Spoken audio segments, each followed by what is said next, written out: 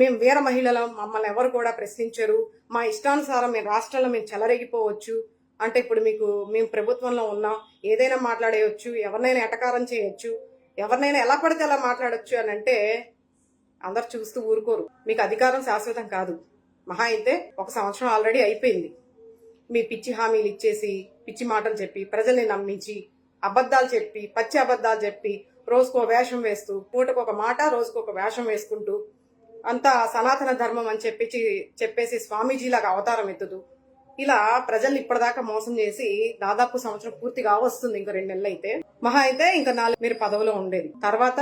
కాబట్టి ఆలోచించుకొని ఒళ్ళు దగ్గర పెట్టుకొని ఏ విధంగా విమర్శించాలో ఒక రాజకీయంగా ఉండాలి అనుకుంటే మీరు ఒక సమాజంలో బయటకు వచ్చారంటే, ఒక మహిళగా ఉన్నప్పుడు ఎవరినైనా సరే మాట్లాడే ముందు మీరు విమర్శ చేయొచ్చు. మీకు నచ్చకపోతే విమర్శకి ప్రతి విమర్శ అనేది ఖచ్చితంగా ఉంటుంది, కానీ అది వాడే పదజాలాన్ని బట్టి ఉంటుంది.